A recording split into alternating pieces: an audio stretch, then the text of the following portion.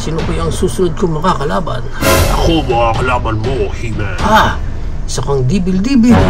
Sisiguraduhin kong matatalo ka ngayon. Teka lang, malakas ka ba? Oo naman, bakit?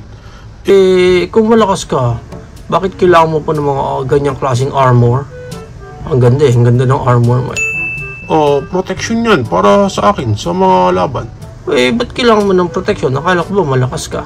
Ako nga, kita mo, hubad ako. Tapos ikaw, sinasabi mo, malakas ka. Pero ang dami-dami mong armor. Bakit ba? Kasama yun sa puno? Huwag ka na magpalusot. Wala ka, weak ka. Sara ulog kimat. Hoy, He-Man! And here's the toy that we're going to review for today. This is the McFarlane toy, DC Multiverse, the Demon. And as you can see here, windowed na yung box natin. Kita natin agad yung figure natin dyan. And sa likod, obligatory product shot ni the Demon. And yung mga iba pang characters na kasama niya sa line na to. Sa gilid, the Demon Knights. Sa kabilang gilid, window, the Demon. Sa ibabaw, window lang. And sa ilalim, barcodes and stuff. Pag na-unbox natin siya, naka-clamshell pa si the Demon dito. And dito sa backdraft niya, comics yung design. Sa likod, nandito yung stand niya and yung kanyang card.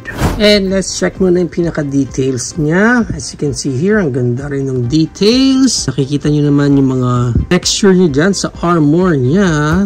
And yung kanyang face. Okay, good. Okay naman. Ang ganda ng texture ng cape niya. And yung mga details talaga ng armor niya, ang ganda. Ayan o, mga astig. Ayan pa. Okay o. And then sa likod, even nga yung cape niya na meron din texture. Likod ng armor niya. Yan, nice. Ganda, ang ganda ng details niya. And para sa kanyang articulation, yung head niya, naro-rotate yan, 360. Meron siyang look up na ganyan. May look down din siya na ganyan. Sa shoulder pads niya, rubberized naman ito. So, pwedeng mag-giveaway pag nag-arms wide open na siya ng ganyan. Para sa kanyang creed moment. And meron din siyang konting butterfly joints dyan sa chest area niya. And then, itong shoulder niya, pwedeng ma-rotate niya ng ganyan.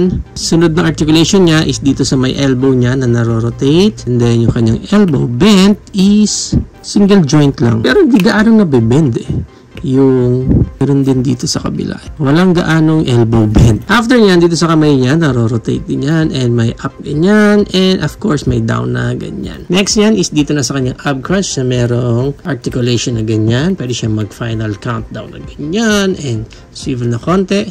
And of course, naro-rotate din yung part na yan. And dito sa kanyang waist, mayroon pa rin siyang articulation dyan. And may konting swivel din dyan. Yung mga skirt niya, super soft rubber naman yan.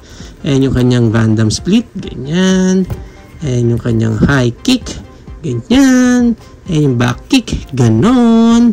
Yung kanyang knee bend, double jointed na sa knees, which is good. Again, ang ganda. And dito sa baba ng knees niya, naro-rotate yung part na yan. And yung pinakapaan niya, pwedeng maangat ng ganyan, and mababa ng ganyan. And of course, naro-rotate din yan. Lastly, yung toes niya, natataas yan ng ganyan. Yung cape niya dito, makapal yung cape and medyo soft rubber naman, pero sobrang kapal niya, mabigat yung pinaka-overall cape niya. And meron siya kasama accessories dito, which is yung kanyang sword.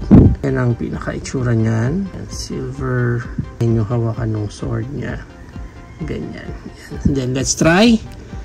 And there you go. Yan. Parang di gaanong fit sa kamay niya. Pero, pwede naman. Pwede naman.